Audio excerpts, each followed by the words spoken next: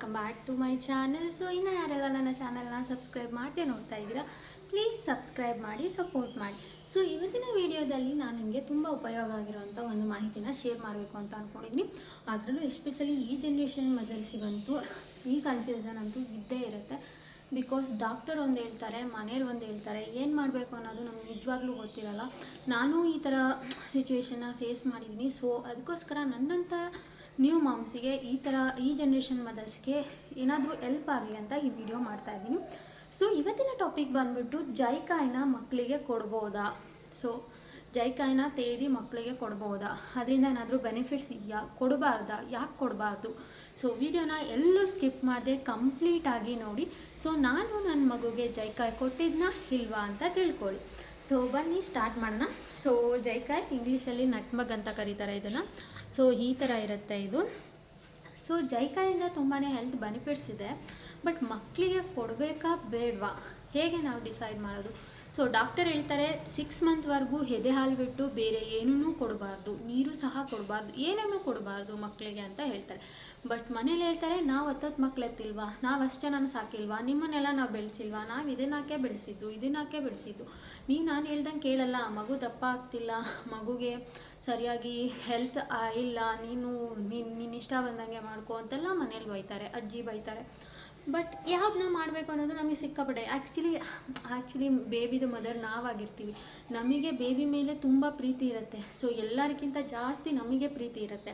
So ನಮಗೆ ತುಂಬಾ confusion ಇರುತ್ತೆ. ಸೊ ಡಾಕ್ಟರ್ ಹೇಳ್ದಾಗೆ ಮಾಡಬೇಕು, ಇಲ್ಲಾಂದರೆ ಪಾಪಗೇನಾದರೂ ಪ್ರಾಬ್ಲಮ್ ಆಗಿಬಿಟ್ರೆ, ಇಲ್ಲಾಂದರೆ ಇವ್ರು ಹೇಳ್ದಾಗೆ ಮಾಡಬೇಕು, ಇಲ್ಲ ಪಾಪಗೇನಾದರೂ, ಎರಡೂ ಥರ ಮೈಂಡ್ ಬರ್ತಾ ಇರುತ್ತೆ. ನಿಜವಾಗ್ಲೂ ಏನು ಮಾಡಬೇಕು ಅನ್ನೋದೇ ನಮಗೆ ಗೊತ್ತಾಗಲ್ಲ.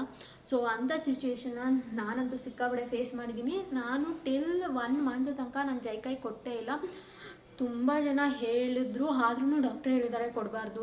ಬಿಕಾಸ್ ನನ್ನ ಮಗ ಬೇರೆ ಫಸ್ಟ್ ಡಿಹೈಡ್ರೇಷನ್ ಆಗಿ 5 ಡೇಸ್ ಐಸಿಯುಲಿದ್ದ. ನನಗೆ ಸಿಕ್ಕಾಪಟ್ಟೆ ಒಂಥರ ಭಯ ಇತ್ತು. ಸೊ ಪಾಪ ಮೇಲೆ ಎಕ್ಸ್ಪೆರಿಮೆಂಟ್ ಮಾಡೋಕ್ಕೆ ನನಗೆ ಇಷ್ಟ ಇರಲಿಲ್ಲ. ಡಾಕ್ಟರ್ ಹೇಳಿದ್ದಾರೆ ಕೊಡಬಾರ್ದು, ಅಷ್ಟೇ ನನ್ನ ಮೈಂಡಲ್ಲಿ ಇದ್ದಿದ್ದು.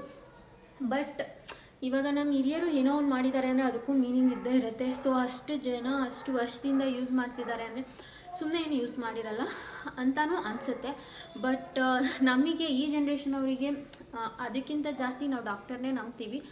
ಬಟ್ ಫೈನಲಿ ನಾನು 1 ಮಂತ್ ಆದಮೇಲೆ ಜಾಯಿಕಾಯಿನ ಯೂಸ್ ಮಾಡಿದೆ. ಸೊ ನನ್ನ ಮಗುಗೆ ಯಾವುದೇ ರೀತಿಯ ಸೈಡ್ ಎಫೆಕ್ಟ್ ಆಗಿಲ್ಲ. ಸೊ ಬಟ್ ನೀವು ಯೂಸ್ ಮಾಡೋಕ್ಕಿಂತ ಮುಂಚೆ ಪಾಪಗೆ ಏನಾದರೂ ಅಲರ್ಜಿ ಕಂಡೀಷನ್ ಆಗುತ್ತಾ, ಫಸ್ಟ್ 2 ಡೇಸ್ ಯೂಸ್ ಮಾಡಿ, ಏನೇನೇ ಯೂಸ್ ಮಾಡಿ, ಯಾವುದೇ ಫುಡ್ ಇಂಟ್ರೊಡ್ಯೂಸ್ ಮಾಡಿ, ಏನೇ ಮಾಡಿ, ಫಸ್ಟ್ 2 ಡೇಸ್ ಬೇಬಿನ ಅಬ್ಸರ್ವ್ ಮಾಡಿ. ಸೊ ಆ ಬೇಬಿಗೆ ಯಾವುದೇ ರೀತಿ ಅಲರ್ಜಿ ಸೈಡ್ ಎಫೆಕ್ಟ್ ಏನೂ ಆಗಿಲ್ಲ ಅಂದರೆ ನೀವು ಅದನ್ನು ಕಂಟಿನ್ಯೂ ಮಾಡ್ಬೋದು. ಸೊ ನನ್ನ ಮಗುಗೆ ನಾವು ಆಫ್ಟರ್ 1 ಮಂತ್ ಜಾಯಿಕಾಯಿನ ಯೂಸ್ ಮಾಡೋಕ್ಕೆ ಸ್ಟಾರ್ಟ್ ಮಾಡಿದ್ವಿ. ಸೊ ಆವಾಗ ಅವನಿಗೆ ಯಾವುದೇ ರೀತಿ ಸೈಡ್ ಎಫೆಕ್ಟ್ ಆಗಿಲ್ಲ, ಅವ್ನು ಚೆನ್ನಾಗಿ ಆಗೋಕ್ಕೆ ಸ್ಟಾರ್ಟ್ ಮಾಡ್ದ. ಸೊ ಆವಾಗಿಂದ ನಾನು ಡೈಲಿ ಟಿಲ್ 9 ಮಂತ್ಸ್ವರೆಗೂ ಜಾಯಿಕಾಯಿನ ತೇದಿ ಹಾಕಿದ್ದೀವಿ.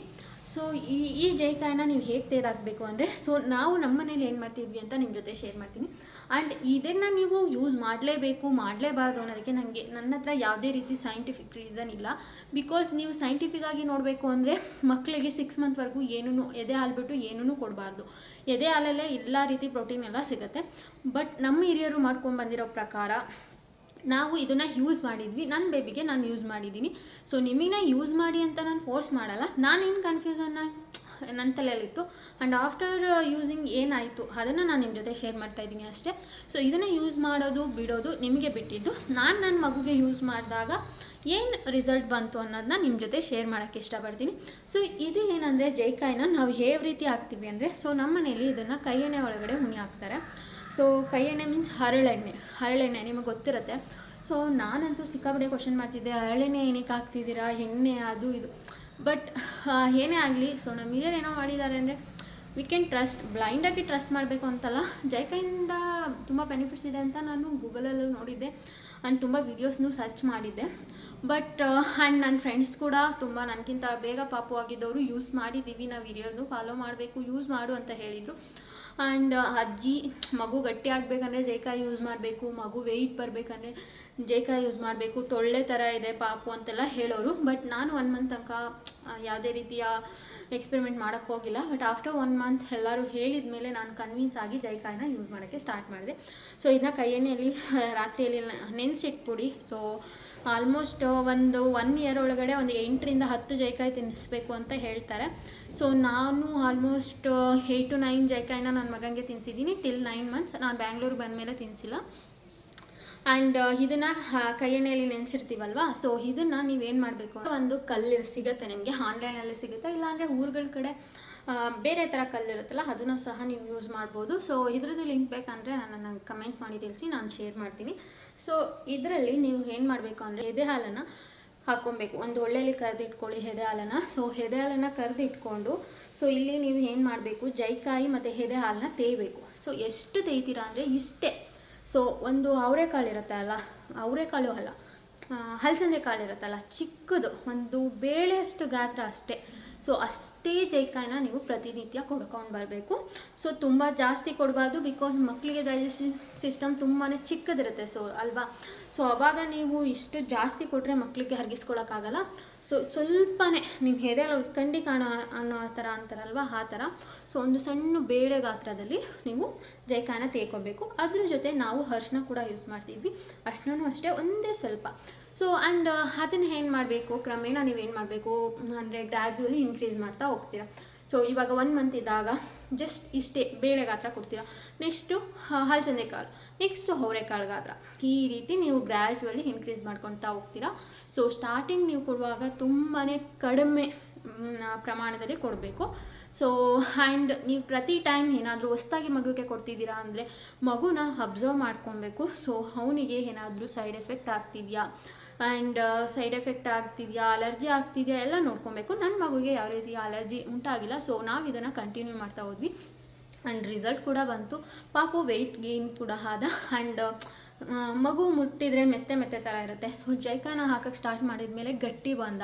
ಸೊ ಇದನ್ನೇ ನಮ್ಮ ಅಜ್ಜಿಯವ್ರು ಹೇಳ್ತಿದ್ದಿದ್ದು, ನನಗೆ ಆಗ ಗೊತ್ತಾಗಲಿಲ್ಲ. ಸೊ ಆಫ್ಟರ್ ರಿಸಲ್ಟ್ ನನಗೆ ಅರ್ಥ ಆಯಿತು. ಆ್ಯಂಡ್ ಅದಾದಮೇಲೆ ಏನಂದರೆ ನಿಮಗೆ ಡೈಜೆಷನ್ ಪ್ರಾಬ್ಲಮ್, ಮಕ್ಕಳಿಗೆ ಗ್ಯಾಸ್, ಯೂಶ್ವಲಿ ಸಣ್ಣ ಮಕ್ಕಳಿಗೆ ತುಂಬ ಗ್ಯಾಸ್ ಪ್ರಾಬ್ಲಮ್ ಆಗ್ತಾ ಇರುತ್ತೆ, ಕೋಲಿಕ್ಕೆಲ್ಲ ಇರುತ್ತೆ.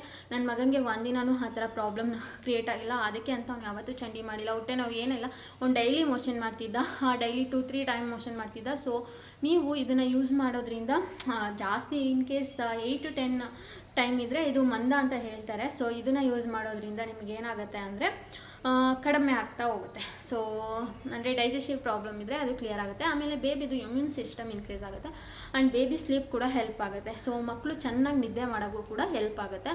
ಸೊ ಕೆಲವರು ಏನು ಸಜೆಸ್ಟ್ ಮಾಡ್ತಾರೆ, ಸೊ ಇದನ್ನು ತಿಂದ್ಬಿಟ್ಟು ಮಕ್ಕಳು ನಿದ್ದೆ ಮಾಡಿ ಒಂಥರ ಉಂಡಾಡಿ ಗುಂಡ ಮಲ್ಕೊಂಡ ಆ ಥರ ಆಗಿಬಿಡ್ತಾರೆ ಅಂತ. ಸೊ ಬಟ್ ಮಕ್ಕಳಿರುವಾಗ ಅವ್ರಿಗೆ ನಿದ್ದೆ ತುಂಬ ಅವಶ್ಯಕ ಇರುತ್ತೆ. ಸೊ ನಿದ್ದೆ ಮಾಡೋದು ತುಂಬ ಇಂಪಾರ್ಟೆಂಟ್.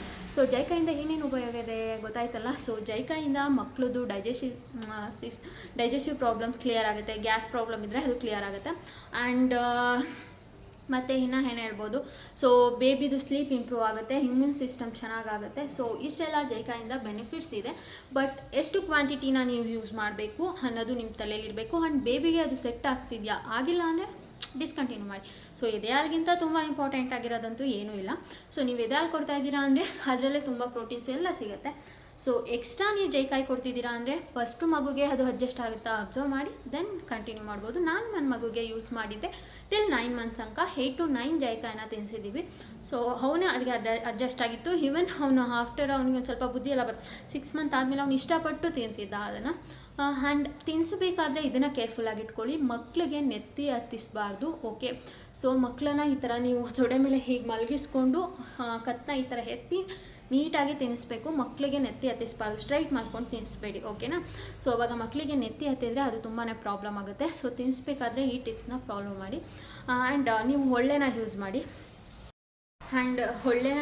ನೀವೇನು ತೆಗೆದುಕೊಂಡಿರ್ತೀರಲ್ಲ ಕಲ್ಲು ಯೂಸ್ ಮಾಡಿ, ಸೊ ಅದನ್ನು ಹೊಳ್ಳೆಗೆ ಹಾಕಿ ಅವ್ರಿಗೆ ಕುಡಿಸ್ಬೋದು. ಇಲ್ಲಾಂದರೆ ಕೈಯಲ್ಲೇ ತಿನ್ನಿಸ್ಬಿಟ್ಟು ಮೇಲೆ ಎದೆ ಹಾಲನ್ನ ಕರ್ಕೊಂಡು ನೀವು ಹೊಳ್ಳೆಯಲ್ಲಿ ನೀರು ಉದ್ಬಿಟ್ಟು ಮತ್ತು ಹಾಲು ಕುಡಿಸಿ ಅವ್ರಿಗೆ ಮಲಗಿಸಿದ್ರೆ ನೀಟಾಗಿ ನಿದ್ದೆ ಮಾಡ್ತಾರೆ. ಆ್ಯಂಡ್ ಡೈಜೆಸ್ಟಿವ್ ಪ್ರಾಬ್ಲಮ್ ಕ್ಲಿಯರ್ ಆಗುತ್ತೆ, ಡೈಲಿ ಮೋಷನ್ ಮಾಡ್ತಾರೆ, ಆ್ಯಂಡ್ ಇಮ್ಯೂನ್ ಸಿಸ್ಟಮ್ ಕೂಡ ಚೆನ್ನಾಗಾಗುತ್ತೆ, ದಪ್ಪ ಕೂಡ ಆಗ್ತಾರೆ ಬೇಬೀಸ್, ಆ್ಯಂಡ್ ಗಟ್ಟಿ ಆಗ್ತಾರೆ. ಏನಂದರೆ ಟೊಳ್ಳೆ ಥರ ಇರೋರು ಗಟ್ಟಿ ಆಗ್ತಾರೆ. ಸೊ ಇಷ್ಟೆಲ್ಲ ಜಾಯಿಕಾಯಿಂದ ಬೆನಿಫಿಟ್ಸ್ ಇದೆ. ಸೊ ನಟ್ಮೆಗ್ನ ನೀವು ಬೇಬೀಸ್ಗೆ ನನ್ನ ಪ್ರಕಾರ ಯೂಸ್ ಮಾಡ್ಬೋದು, ಬಟ್ ನಿಮ್ಮ ಸೇಫ್ಟಿ ನಿಮ್ಮ ಹತ್ರ ಇರಬೇಕು. ಏನಂದರೆ ಮಗುಗೆ ಅಲರ್ಜಿ ಉಂಟಾಗ್ತಿದೆಯಾ, ಸೆಟ್ ಆಗ್ತಿಲ್ಲ ಅಂದರೆ ನೀವು ಡಾಕ್ಟರ್ನ ಸಜೆಷನ್ ತೊಗೊಬೇಕು. ನಾನು ನನ್ನ ಮಗುಗೆ ಯೂಸ್ ಮಾಡಿದ್ದೆ. ಆ್ಯಂಡ್ ನೀವೇನು ಕೊಡ್ತೀರಲ್ಲ ಬೇಬಿಗೆ ಕ್ವಾಂಟಿಟಿ ಏನಿದೆ, ಸೊ ಕ್ವಾಂಟಿಟಿನ ನೀವು ಸ್ಮಾಲ್ ಅಮೌಂಟ್ ಅಂದರೆ ಒಂದು ಬೇಳೆ ಸೈಜಿಂದ ಸ್ಟಾರ್ಟ್ ಮಾಡ್ತಾ ಹೋಗಬೇಕು. ಸೊ ಆಮೇಲೆ ನೀವು ಇನ್ಕ್ರೀಸ್ ಮಾಡ್ತಾ ಹೋಗ್ಬೋದು. ಈ ಮಾಹಿತಿಯಿಂದ ನಿಮಗೇನಾದರೂ ಉಪಯೋಗ ಆಗಿದೆ ಪ್ಲೀಸ್ ಒಂದು ಲೈಕ್ ಮಾಡಿ. ಯಾರಿಗಾದರೂ ಉಪಯೋಗ ಇದೆ ಅಂದರೆ ಅವರಿಗೆ ಶೇರ್ ಮಾಡಿ. ಏನಾದರೂ ಡೌಟ್ ಇದ್ದರೆ ಕಮೆಂಟ್ ಮಾಡಿ ಕೇಳ್ಬೋದು. ಸೊ ಮತ್ತೆ ಇನ್ನೊಂದಷ್ಟು ವೀಡಿಯೋದಲ್ಲಿ ಸಿಗ್ತೀನಿ. ಅಲ್ಲಿವರೆಗೂ thank you, take care, bye.